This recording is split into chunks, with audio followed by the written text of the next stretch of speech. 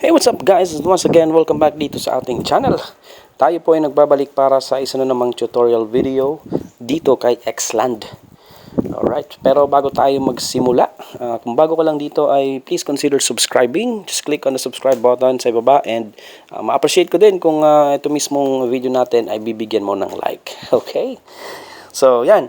Remind ko din pala, kasi meron tayong mga ganitong content dito, mga uploads natin sa ating channel. So, just to remind you guys na this is not a financial advice. Hindi tayo professional sa ganyan. Kaya naman, do your own research. So, I'm just sharing, kumbaga, yung knowledge na nakuha ko dito. And then, of course, palaging may risk to. So, invest at your own risk. Okay? So, yan. Proceed tayo sa tutorial. Napakadali lang naman guys upgrade. So ayan, ang video natin ay tutorial ito kung paano tayo mag-upgrade ng NFTs natin, yung characters dito sa bagong Xland.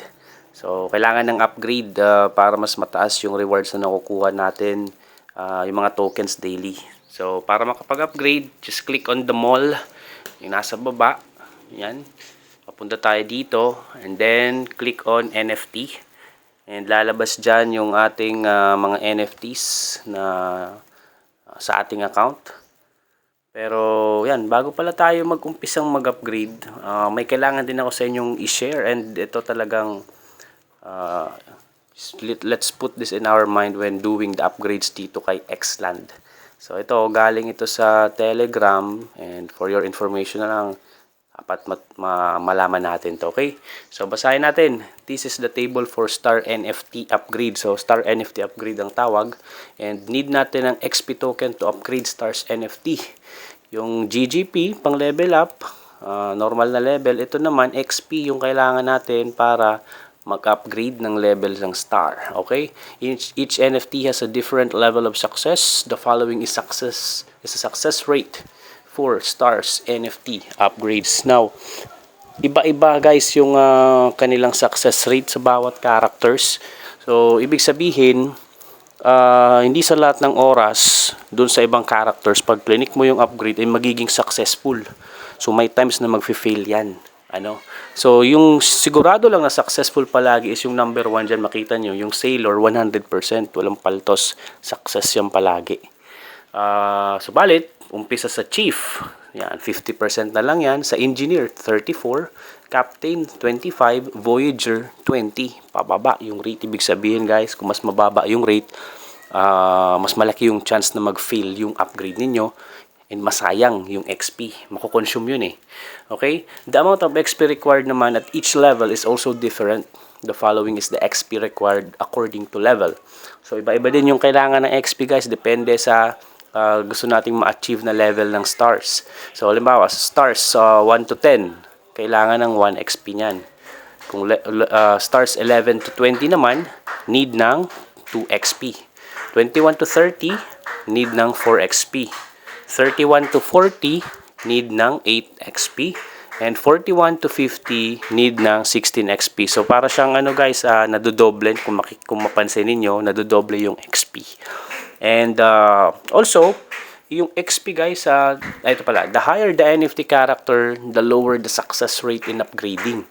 The risk when upgrading is losing some XP tokens due to upgrade failure. When you want to raise your stars, you have to accept the risk of failure. So ito yung sinasabi ko kanina, may risk. Sobrang risky, lalo kung yung mga mataas na level na character or yung higher NFT character ang i-upgrade natin. So, mas mataas din yung risk kasi hindi nga most of the time or hindi nga talaga magiging successful sa lahat ng oras kasi pababa yung success rate sa bawat characters na mataas ang quality. Okay? So, yan. So, take this in your mind guys ha. Kaya nga, invest at your own risk. Sa ngayon, yung XP, namamine naman yan, nakukuha natin yan. Yung sa daily training, yung voyaging time. So just keep on doing that para makapag-ipon tayo ng XP and in the long run, pag nakaipon na, lahat ng characters natin ay upgrade natin sa stars. Hopefully. Pero sa akin, siguro targetin nyo muna yung yung Sailor kasi 100% yung success rate niya. Walang masasayang na XP. So sa akin yan yung gagawin ko sa ngayon. Kaya balik tayo dito sa tutorial. Ayan. Just select the NFT na gusto ninyong i-upgrade, guys. So yung Sailor yung tetestingin natin. Okay. Sa taas, click nyo yung piliin nyo yung upgrade.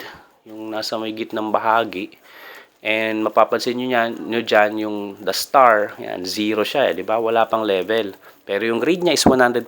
Ibig sabihin, pag pinindot natin yung upgrade button, successful yan. 100% walang paltos yan, guys. So, yan. Testingin natin.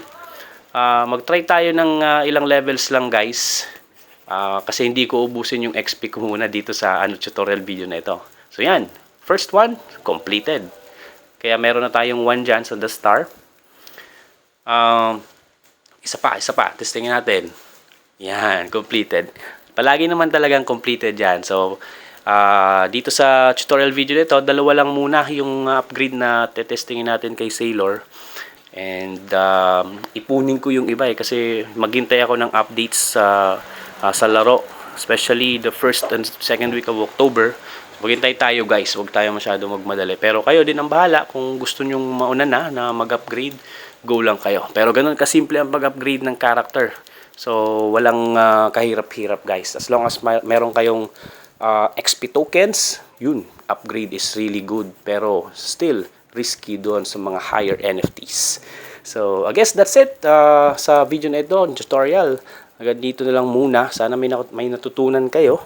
And yun, hope na balik kayo dito sa channel kasi upload ulit ako ng mga tutorials pa. So, thanks for watching, guys.